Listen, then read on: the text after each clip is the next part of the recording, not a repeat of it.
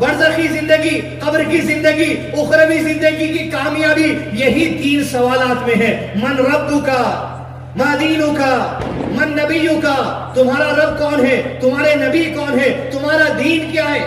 کہ آپ اگر یہ سمجھ رہے ہیں ایک چھوٹے سے بچے کو من ربک اللہ، من نبیک محمد صلی اللہ علیہ وسلم، ما دینک اسلام، اگر یہ باتوں کا علم ورڈ میں سکھا دیا جائے تو آپ پار ہو جانے والے ہیں. اس کا اندازہ اس حدیث سے بھی لگا لیجئے جہاں پر قبر میں 3 سوالات کے ساتھ ساتھ کچھ لوگوں سے وہ سوال بھی ہوگا اللہ کے نبی صلی اللہ علیہ وسلم سے متعلق کہ تم محمد صلی اللہ علیہ وسلم کو نبی کیوں کہتے تھے. جواب دینے والا یہ بھی جواب دے گا میں اس لیے نبی کہتا تھا کیونکہ دنیا کے لوگ نبی کہتے تھے. تو ایسے شخص کے سر پر فرشتے ایسے زور کا ہتھوڑا ماریں گے وہاں جنات اور انسان کو چھوڑ کے اس علاقے میں جو مخلوق ہوگی اس مار کی اطلاع اور اس مار کی آواز ان سب کو سنائی دے گی. جواب اگر صرف یہ محمد صلی اللہ علیہ وسلم تو یہ فائدہ دینے والا نہیں ہے.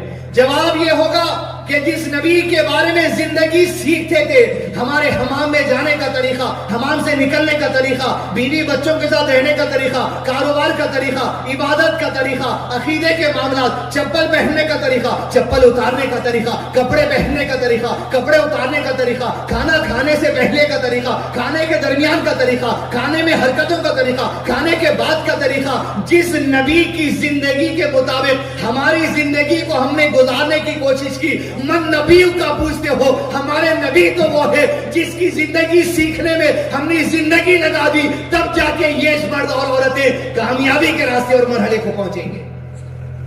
جواب صرف ون ورڈ آنسر نہیں ہے. اسی 3 سوالات کو عزیز دوستو علماء کرام نے جو ٹرمینالوجی استعمال کی ہے، اصول ثلاثہ، the 3 principles of knowledge، اصول علم کے یہی 3 اصول ہیں.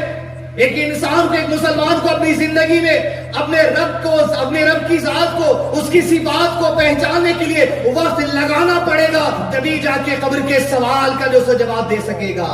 اپنے نبی صلی اللہ علیہ وسلم کی زندگی سمجھنے میں، جاننے میں وقت لگانا پڑے گا، تبھی جا کے قبر کے سوالات کا جواب دے سکیں گے. اپنا دین سیکھنا پڑے گا. یہ نہیں ہو سکتا کہ بھائی ہمیں تو دین پتا نہیں تھا، ہم آج ہی عمل کر چکے ہیں. ہمیں تو دین پتا نہیں تھا، ہم برسوں سے عمل کرتے آ رہے ہیں. کہ اللہ نے اختیار نہیں دیا، کہ اللہ نے توفیق نہیں دی، کہ جس بات کا ایک مرتبہ علم نہیں تھا اس کے بارے میں دین سیکھ لیا کرتے تھے. غلطی ایک بار ہو سکتی ہے، غلطی 2 بار ہو سکتی ہے، کیا بار بار غلطی ہوتے رہے گی؟ لوگوں میں بہانے بازی میں، فتوے دینے والے میں، یہاں بیٹھے علماء کرام سے زیادہ یہاں عام عوام میں بڑے بڑے مفتی اس طریقے سے بیٹھتے ہیں کہ ایسی حدیثوں کو پیش کیا جاتا ہے.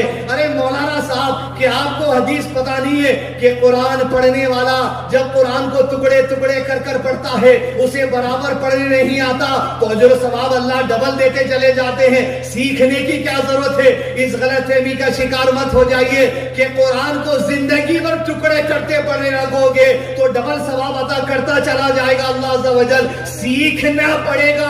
ارے سیکھنے کے دوران اگر قرآن کے ٹکڑے ہوتے ہیں، سیکھنے کے دوران میں اگر قرآن جب تم پڑھتے ہو تو ٹکڑے کر کر پڑھتے ہو یا ہجے کر کر پڑھتے ہو تو ڈبل ثواب ملے گا. بات تو یہ نہیں ہو سکتی کہ 60-70 سالہ زندگی نکال دیے، سیکھنے کی کبھی کوشش نہیں کی، اس امید کے ساتھ یہ ٹیڑھا قرآن پڑھنے میں، یہ غلط قرآن پڑھنے میں اجر ثواب ڈبل ملتا چلا جا رہا ہے. یہ دھوکہ ہے. یہی گمراہیاں ہیں ہماری جو ہدایت ہم کو نظر آ رہی ہے. یہ گمراہیوں کو دور کرنا ہوگا، ہدایت کو سمجھنا ہوگا. اس کے لیے رب کی ذات اور صفات کا علم، نبی صلی اللہ علیہ وسلم کی ذات اور صفات کا علم، اور آپ صلی اللہ علیہ وسلم نے جو دین ہمارے سامنے پیش کیا اس کا علم حاصل کرتے رہنا ہر مرد اور عورت پر فرض ہے. آپ صلی اللہ علیہ وسلم نے حدیث میں ارشاد فرمایا طلب العلم فریضۃ علی کل مسلم. علم کا حاصل کرنا 3 سبجیکٹس پر ہر مسلمان مرد اور عورت پر فرض ہے. وہ انڈیویجول لیول پر فرض العین ہے، کوئی چھوٹ نہیں سکتا. اسی لیے علماء کرام نے اس حدیث کی شرح میں لکھا ہے وہ بندہ جو دنیا کے اندر گناہ کرتا ہے اس کے لیے تو عذاب نہیں ہے، لیکن ایک عذاب انسانوں کو یہ بھی دیا جائے گا کہ زندگی کے جن معاملات میں علم حاصل کرنے کی کوشش نہیں کی، علم حاصل نہیں کرنا یہ بھی گناہ ہے، اس کا بھی عذاب انسانوں کو دیا جائے گا.